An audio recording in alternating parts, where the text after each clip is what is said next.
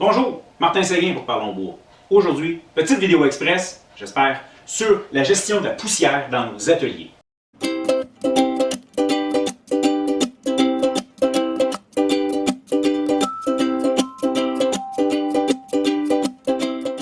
Il y a une semaine environ, j'ai fait un direct, un live sur YouTube où est-ce que j'ai majoritairement parlé de la poussière.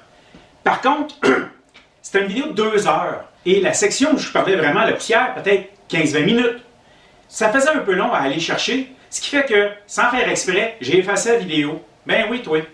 Fait que j'ai repris des notes et maintenant je vais vous refaire un petit topo rapide sur la gestion de poussière dans nos ateliers. Il y a plusieurs petits facteurs à savoir. Oui, par le passé, j'ai déjà fait une vidéo qui s'appelle Parlons poussière. Aujourd'hui, c'est Parlons poussière 2. Vous voyez la différence, hein? 2.0. Pourquoi? Bien parce que j'ai appris plus de choses et je peux vous donner probablement un petit peu plus de renseignements que dans la première vidéo. Vous pouvez aller la voir, c'est quand même plusieurs renseignements intéressants. Le premier et le plus important, c'est d'aspirer la poussière à sa source directement. Donc, brancher sur, mettons une sableuse, une ponceuse, directement, brancher dessus.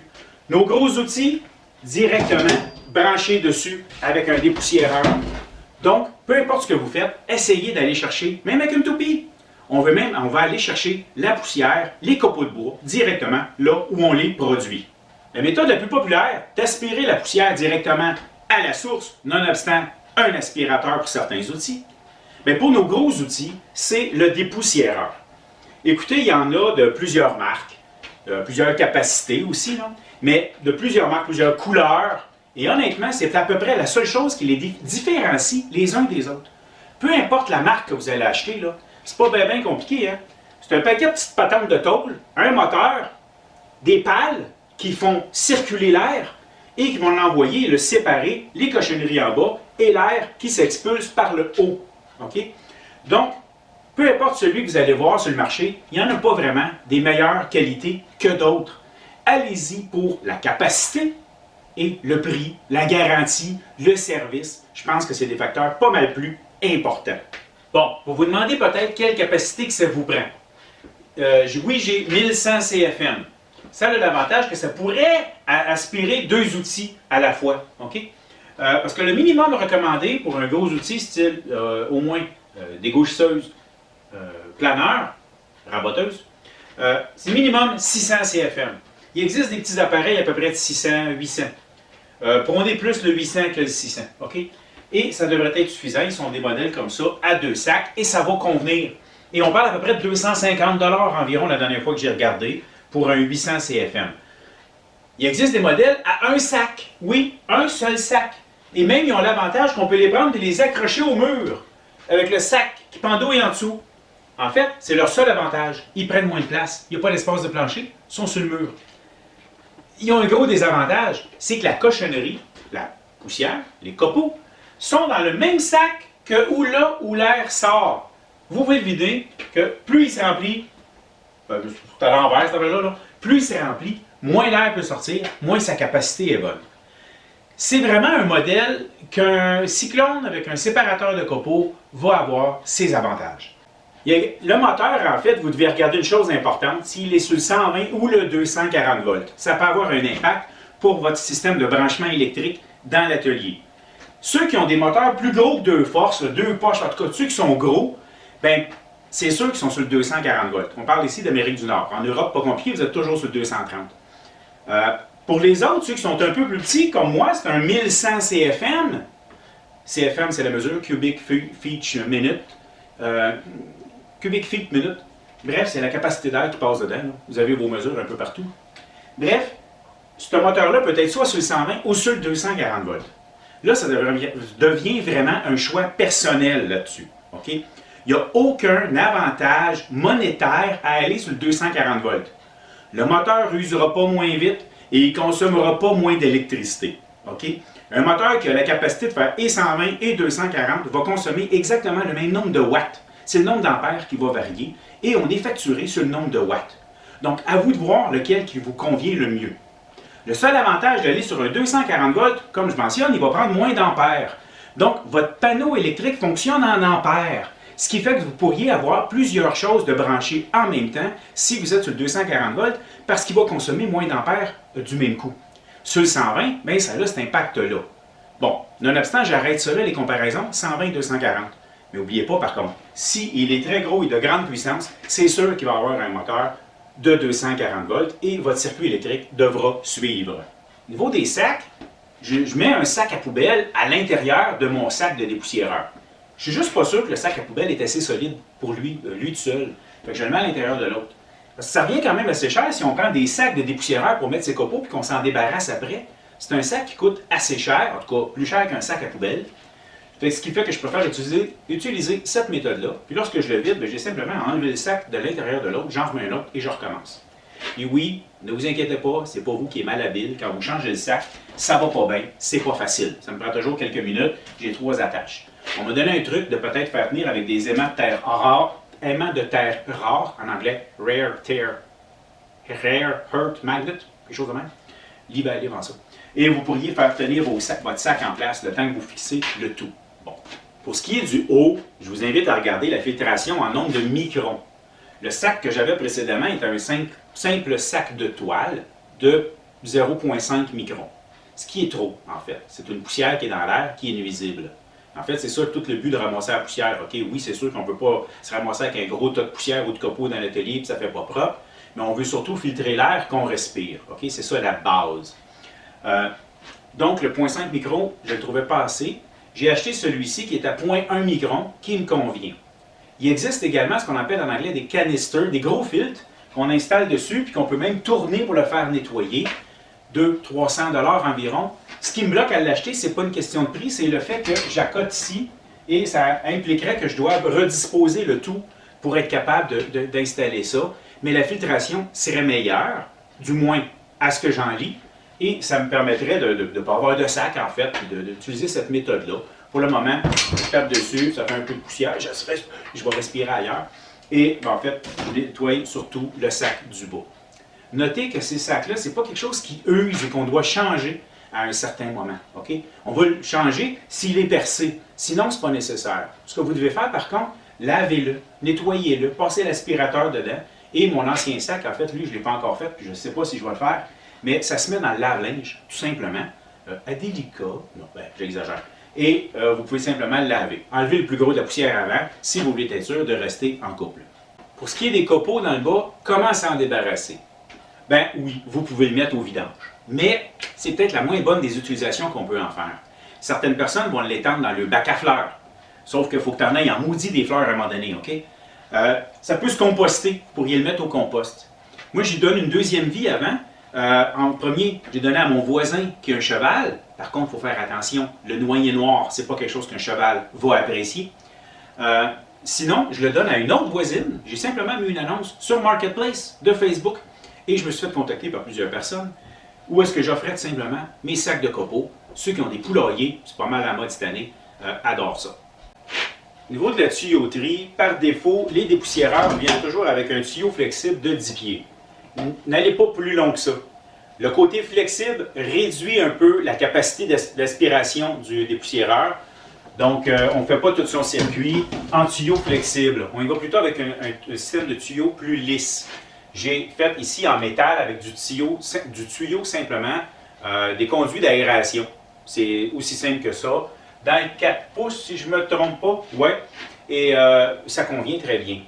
Par contre, j'ai fait une petite erreur. Je conseille d'avoir des tuyaux au maximum. Moi, il sort à 6 pouces. J'aurais dû faire tout mon circuit en 6 pouces. Sa capacité aurait été supérieure. Parce que contrairement à un aspirateur, un dépoussiéreur, lorsqu'on ratisse les tuyaux, l'air ne circule pas plus vite. Il n'y a pas cette forme de succion-là.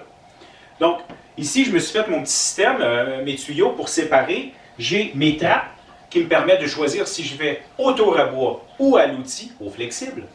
Simplement en ouvrant mes trappes, ça me permet de contrôler mon débit d'air. Si vous remarquez bien, j'ai inversé mon système. Okay? Le moteur est de ce côté-ci. Normalement, là, souvent, le moteur est derrière et les tuyaux sont devant. Je l'ai inversé. Pourquoi? Ben, c'est simple. Pour que mes tuyaux soient plus faciles à gérer, collés sur le mur et non pas dérangeants dans mes jambes. Les tuyaux, comme je mentionnais, ça prend un système qui est lisse. Que ce soit en tôle, ABS, PVC, pas important. Okay? J'ai préféré aller en tôle parce que ça m'amène automatiquement à une gestion du ground et de la possibilité d'avoir une petite particule, une petite flamèche qui pourrait mettre le feu. Oui, c'est possible. J'y reviens. OK? Donc, en tôle me permettait de ne pas avoir à mettre le fil de cuivre autour de mon tuyau. Si vous allez avec un système plus plastique, vous devez passer un fil tout le tour qui va capter cette possibilité d'électricité statique, cette petite flamèche, et qui va l'éliminer. Le fil va à n'importe quoi, à destination, c'est pas important, il n'est même pas obligé d'être branché dans quelque chose, mais il doit absolument être branché au niveau de votre dépoussiéreur sur le métal pour justement éliminer au niveau du ground, éliminer cette flamèche. Quand on y va en plastique, on peut aussi avoir un système transparent. Le seul avantage que ça a, c'est que vous allez voir où ça bloque si un jour ça bloque. Personnellement, ben moi ça bloque pas.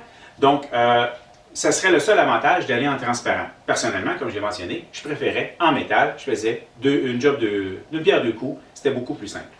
Notez que j'ai une petite erreur dans le coin en haut. J'ai un coin en 90. Ça ralentit également le flot d'air.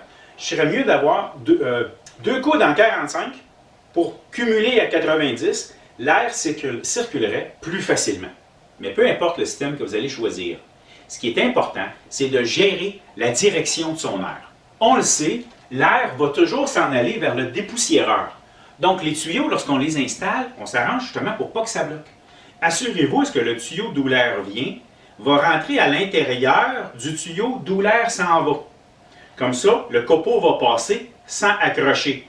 Dans l'inverse, il pourrait accrocher dans le joint et venir casse-pacter et bloquer. Vous pouvez voir qu'ici, au niveau du tour à bois, ben, justement, je ferme la trappe flexible, j'ouvre la trappe pour venir ici. Et j'ai également encore la même chose, deux trappes à ce niveau-ci. La raison, elle est simple. C'est que ça me permet de me mettre dans un mode où je ferme la trappe principale de poussière en arrière, c'est surtout au niveau du sablage quand on tourne, et j'ouvre l'autre, qui est un tuyau flexible qui me permet un peu de faire tout mon nettoyage comme si j'avais un aspirateur autour de mon tour, autour du tour, tu sais. Fait que ça, c'est pas mal le fun.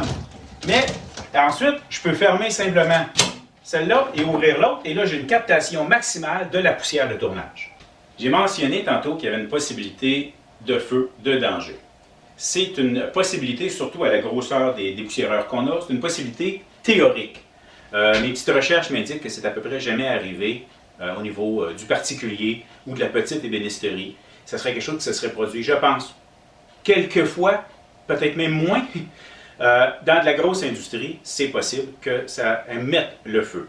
Ce qui se passe, c'est que lorsqu'on utilise un outil, et je vous invite, par exemple, moi, mon planeur, je m'en rends compte immédiatement, lorsque je suis branché sur le planeur et que je me mets, exemple, la main à côté ici, le poil de mon bras relève à cause de l'électricité statique. Donc, c'est vrai qu'il y a de l'électricité statique. Maintenant, est-ce que ça va réellement mettre le feu? On ne prend pas de chance. De là, le fil de cuivre ou le système complètement en métal pour éviter que cette petite flamèche d'électricité statique, vous savez, quand vous touchez à quelqu'un, là, ouch! Ben, c'est celle-là qui pourrait peut-être se produire à l'intérieur, ce qui fait que, théoriquement, ça pourrait partir un feu. De là aussi, ça fait que vous êtes mieux de dire à vos assurances que vous travaillez un peu le bois, même si c'est non commercial, avisez-les.